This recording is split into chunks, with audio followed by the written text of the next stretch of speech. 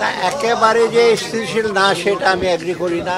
জিনিসপত্র কমছে কিছুটা। এখন আমরা যেটা আবারও আজকে করেছি, এসেনশিয়াল যেগুলো কমোডিটি, যেমন চাল আমদানি করার ব্যাপারে আমরা সিদ্ধান্ত নিয়েছি, মসুর ডাল, তারপরে আপনার এই দুটোরও খাদ্যদ্রব্য। এর আগে তো আমরা আরেক দিয়েছি। আর ভবিষ্যতের জন্য আমরা অলরেডি কথা বলেছি যে সয়াবিন অয়েলের প্রাইস বেড়ে গেছে, সেটা কীভাবে করা যায়, অলরেডি ইম্পোর্ট করছি। আর আমি তো সমস্ত কিছু ডিউটি কমিয়ে দিয়েছি সবগুলো।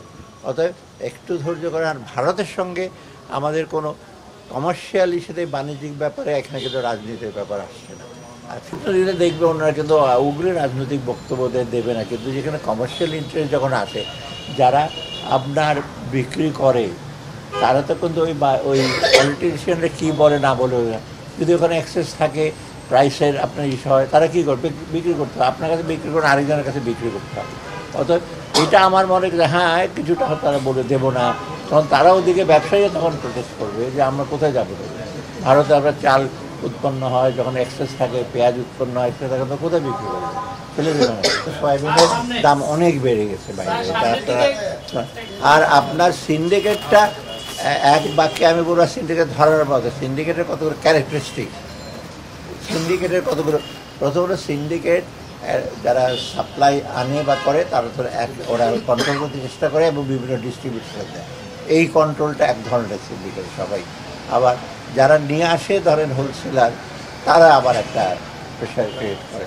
আর সবচেয়ে বড় জিনিস হলো সাপ্লাই চেনে কিন্তু অনেক লোক ইনভলভ থাকে। ধরুন আপনার এই ভেজিটেবল মার্কেট আছে, ধরেন কংসনগর একটা আছে, বা ধরেন আপনার মস্তানঘর থেকে একটা জিনিস আসবে, আস্তে আস্তে বহুগুলো হ্যান্ড হয়ে আসে। বগুড়া যখন যায়, ট্রাক ড্রাইভারের কাছ থেকে একটু দিতে হয়, আরেকটু আসে। তো কিছু কিছু মিডলম্যানের দরকার আছে, সার্ভিস দেয়, লোড করবে, আনলোড করবে। কিন্তু আর কিছু কিছু আছে যারা এক্সপোর্টের, ওরা সিম্পলি চাঁদাবাজ, ওরা কিচ্ছু করে না, কোনো সার্ভিস দেয় না। সেইটাই হলো একটা সিন্ডিকেটের চেনের মধ্যে। এবং সব ধরনের হারতেছি কেন, সিন্ডিকেটটা করতে হলে তো বিভিন্ন সিন্ডিকেট এক জায়গায় না। আপনি এখানে সিন্ডিকেট ভাবছেন যে কোথায় বসে আছে সে কন্ট্রোল করে। সিন্ডিকেটের চাঁদাবাজির সিন্ডিকেট আছে, ট্রান্সপোর্টের সিন্ডিকেট আছে, বাজারে ঢুকতে হলে রাজনৈতিক এসে।